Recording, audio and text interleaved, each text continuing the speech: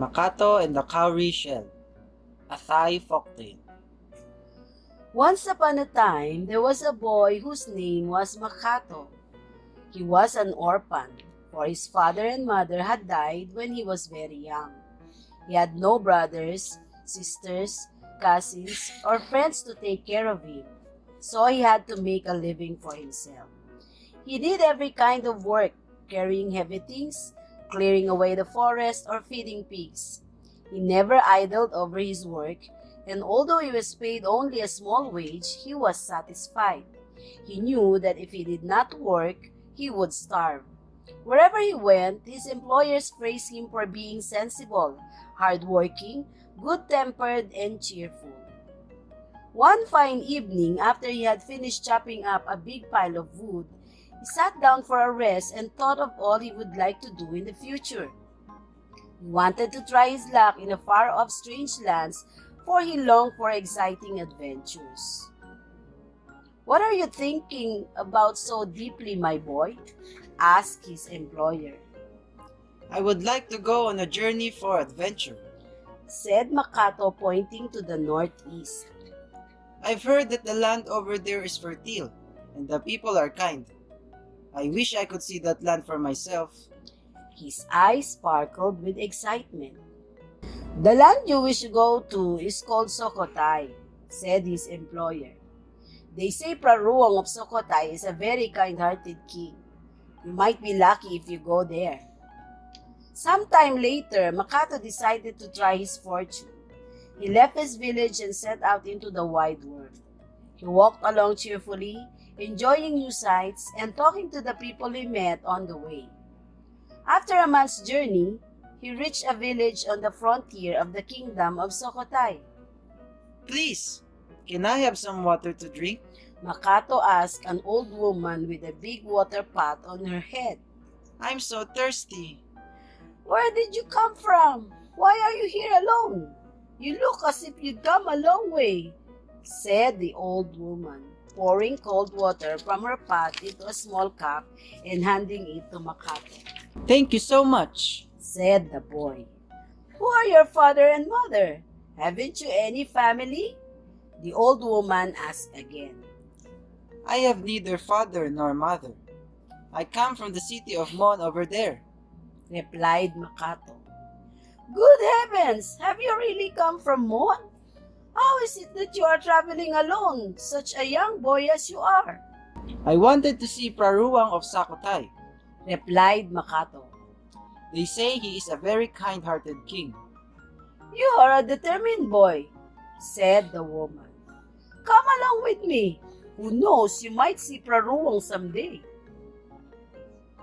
Makato was glad to go with her. If he could work for this kind woman, he would have a place to sleep, some food to eat, and perhaps someday he might be lucky enough to see the king.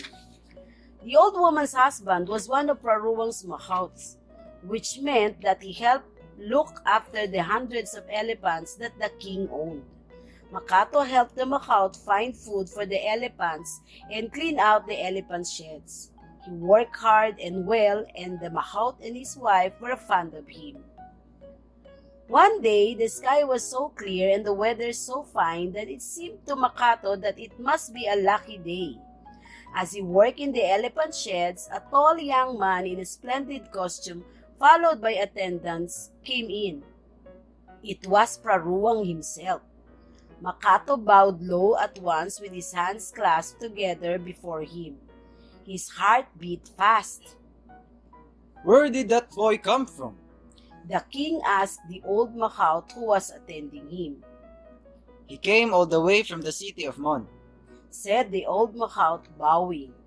He heard so much about your majesty that he longed to see you. How old is he?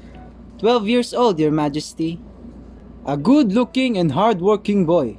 Said the king. Take good care of him.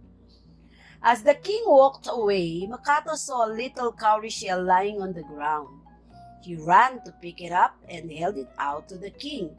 But the king said with a smile, You may keep it. How wonderful! Makato thought. The king has given me a cowrie shell. At that time, the people of Sukhothai used cowrie shells as money. Although one cowrie shell had little value, Makato wanted to make as much use of it as possible, for it was the king's gift. For a long time, he could not think of a way to use it so that it would earn more money for him. One day, he passed by a stall in the market where the seeds of many different plants were sold. He looked along the stall and caught sight of a basket full of lettuce seed. Lettuce! He could grow small plants like that. He asked the jolly-looking woman at the stall. Can I buy some lettuce seed? "Oh yes, my boy. How much do you want?" said the woman. I have one cowrie shell. Said Makato. "One cowrie shell?" said the woman, laughing. "Ha ha ha! That won't buy anything. I can't even measure that much," Look! said Makato eagerly. I'll dip my finger into a pile of seeds. Then, I'll take the seeds that stick to it. That must be about right for one cowrie shell. "Well, why not?" said the woman, amused at his suggestion. "All right, boy, help yourself." Makato paid the woman his one cowrie shell. Then he put his finger into his mouth and dipped it into a pile of seeds. When he pulled his wet finger out, it was covered with seeds. He carefully scraped them off his finger into the palm of his hand and went away happily clutching the seeds. Now that he had seeds, Makato broke the soil and sowed them at once. He watered the seed bed every day and soon the young plants appeared. Day by day, he cleared more ground and planted more lettuce seedlings until the kitchen garden was covered with them. He was very proud of himself because he had done so well. I wish I could give the king some of my fine lettuce. He thought. One day, the king passed by the elephant sheds again. Makato waited for his opportunity, then knelt down and proudly presented his biggest bunches of lettuce to the king. Where did you get this? The king asked, surprised. I grew them from the cowrie shell you gave me, your majesty. Answered Makato with a beaming smile. How could you do that? Asked the puzzled king. Makato told the king the whole story. The king was impressed with his intelligence and industry, so much so that later on he gave Makato a job in the palace. As the years passed, Makato grew tall and handsome. He mastered every grace and served the king well. He was so loyal that the king trusted him absolutely.